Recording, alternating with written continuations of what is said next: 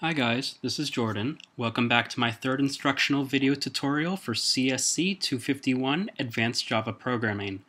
For today's video, I'll be going over exception handling, focusing on try-catch finally statements.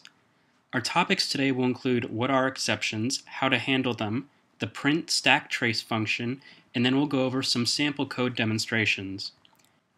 First, what is an exception?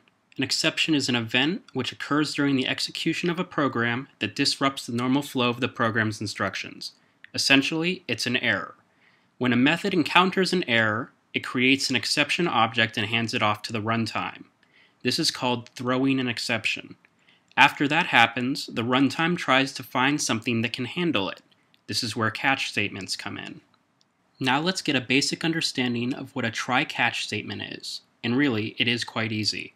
A try-catch statement lets you try a segment of code and catch errors as they occur without the program crashing. If a problem occurs inside the try block, the runtime will go through the following catch statements, trying to find one that can handle it. The finally block is code that will always execute when the try-catch block ends, no matter what happens inside, short of an application crashing. As a note, you can use try-catch, try-finally, and try-catch finally, depending on your needs. Exception handling is an integral part of good coding practices. After all, how would you feel if calculator software crashed every time you try dividing by 0? Or what if you entered a font size bigger than Microsoft Word can handle and it crashed every time? Exceptions are objects that inherit from a class called throwable, which has a number of methods that can be used to try and debug errors. The single most useful for small programs, in my opinion, is print stack trace, which prints the exceptions trace to the error stream. In simple terms, a stack trace is a list of methods that an application was in the middle of when an error occurs. For small programs, this works just fine. But if our code uses multiple libraries and chained exceptions, which are exceptions throwing other exceptions, the printout can get bloated and complicated very quickly. So I've got a small program here to demonstrate the concepts I've been discussing. I'm going to use this to try out some try-catch finally statements. I've got a main function with a single variable and an assignment attempt. I'm trying to assign 5 divided by 0 to a. Without a try-catch statement, this would cause an error and crash the program. In this case, I've got one ready, so that shouldn't happen. Now let's compile and run the code. Okay, our message got printed and the program exited, but it didn't crash. We divided by 0, which is not allowed, but instead our catch statement caught it and printed out our message. This is one of the most basic examples of a try-catch block. We tried to do something, an error occurred, we caught it, and instead of just letting the program crash, we printed a message indicating something went wrong, even if that error wasn't exactly helpful in this instance. Let's take a closer look at our catch statement. Note we used exception E. This is the main exception class. All other exceptions are subclasses of this one. This will catch any type of exception, no matter what. While useful at times, especially since we can't always predict what kind of problems will occur, often we want something more specialized, or a group of more specialized catch statements. Let's replace exception E with arithmetic exception AE. Now the catch statement will only work for exceptions of that specific type. If some other problem occurs, like an array boundary issue, the catch won't intercept that and the program will crash. Let's add this problem and demonstrate. Int test equals new int 3, and over here we have test 4 equals 5.